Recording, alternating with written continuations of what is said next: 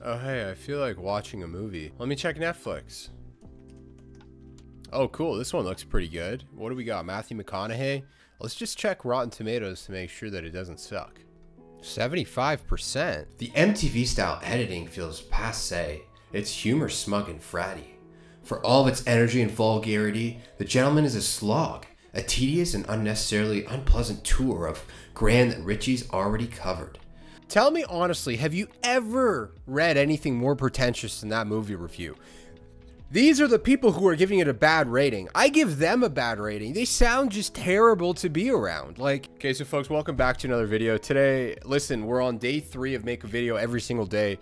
Today, it's long overdue. We're talking about Rotten Tomatoes, and I feel like this is something that, it's something I've actually been meaning to cover for a while, and I feel like there's just not enough exposure on it. I think that the modern day Rotten Tomatoes in 2021 is nowhere near as credible as it used to, and we're gonna do a little bit of a deep dive. Okay, so in all seriousness, I just finished watching The Gentleman, and it was funny because I have a bad habit, I'm sure most of you do too. Before I'm gonna watch a movie, just as some kind of security, before I invest an hour and a half, 2 hours of my life into it, I generally will reach to a review website. One of the first ones that usually come up is obviously Rotten Tomatoes. You know, The Gentleman review. Even if I don't search Rotten Tomatoes. Let's check that out. The Gentleman Rotten Tomatoes, it's the first result, okay? I think Rotten Tomatoes is on a slow decline, and it's because of their own stupidity. They've outsourced all of their work and all of their ratings into something that was a much more humble rating system. Now it's been outsourced to all these DB arts degree folks who just want to be writers and have nothing better to do than try and display their intelligence by knocking some Hollywood production. Like, go watch your indie flicks, guys. So we're going to check out this dude, who, you know, Charles Bramesco, and like, it's not very hard to see. And this is my prediction. Basically, the safe bet is whatever rating the movie gets, just rate it a little bit lower. Like, just pull a little bit back from the mean of the rating system, so you look more cultured. And that's what I think it is. It's a pissing contest that these people are having to make themselves look more like these movie buffs and make themselves look cultured. Oh, it's easy to say. Let's be honest, it's easy to shit on something. That's why I'm doing this YouTube channel. It's really fun, you know, to talk down about something. I think it takes creativity to be able to say, okay, this is why something was good. Identify it, and obviously the strength and the weakness, and this is what made it bad. I think these people are just hiding behind these rating systems that they arbitrarily decide, okay, 1 out of 5 stars, or look at the consistency. This guy's giving F's and C's and 1s out of 5s. Okay, so let's take a look at this movie. Like, I Care a Lot. Okay, checking it out. It's a movie on Amazon Prime. Tomato meter. So obviously the Rotten Tomato critics, 81%. Audience score of 2,500 ratings, 36%. Okay, that's a pretty significant divide. Like, who is being paid off here? You know, that disparity should not exist. Like, there's movies I don't like, but I'll still say it was a good movie. Like, let me rephrase that. There's movies that I don't think I want to watch, or I wouldn't spend my time watching, but it doesn't mean it's a bad movie.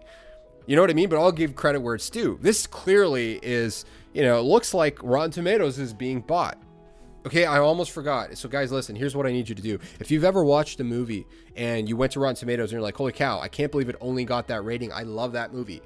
Do me a favor and rate this video with a thumbs up. That's the rating that you should be doing, because you are a critic, and you can be harsh, but I appreciate the support anyways. Here's the second part of my cause for concern. Okay, so Netflix, unfortunately, what they do is they push you the content that they want you to watch. Okay, so the header, the newest releases, top trending in Canada, the United States, whatever, it's all right here at the top.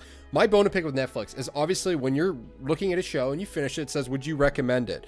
You know, thumbs up or thumbs down, whatever it says, thumbs up or thumbs down. I feel like myself, as somebody who's just committed an hour and a half to watching a movie, let's say, I'd be willing to spend more than 4 minutes rating it, right? God knows after that movie, if you're going to watch a second, you're probably going to be on Rotten Tomatoes or some of the review section for at least 20 minutes before you decide to give up and just watch the next thing.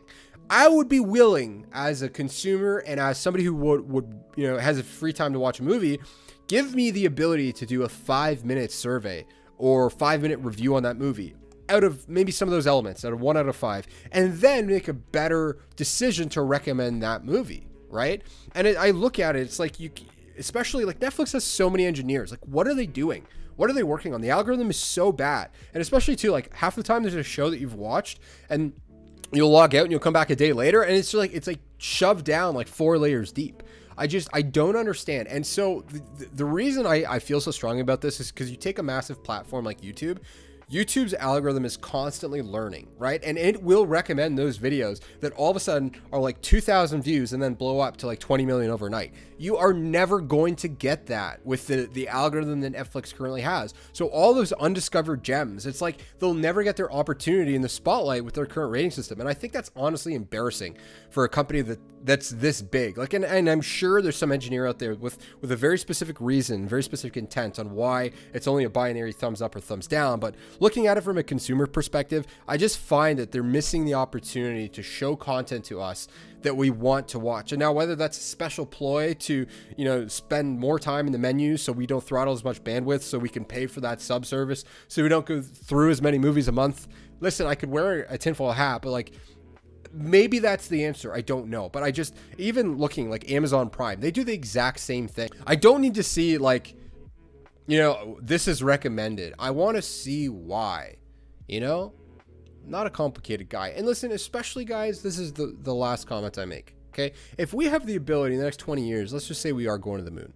Okay. God help us if the Netflix algorithm is not fixed by then, because sure, you're going to have the ability to watch movies offline. You know, the rocket to Mars, you're going to have the ability to watch these movies offline. You're going to download all of them, but you're going to be downloading them on all the recommendations of something like Rotten Tomatoes, which is completely misleading and in the wrong direction. By the way, 31 subs. Look at that. We're growing exponentially. And unfortunately, though, I think I've run out of friends to spam. That's about it. So maybe at 31 for a while, unless the YouTube algorithm picks up. And YouTube algorithm, I'm speaking very highly of you right now.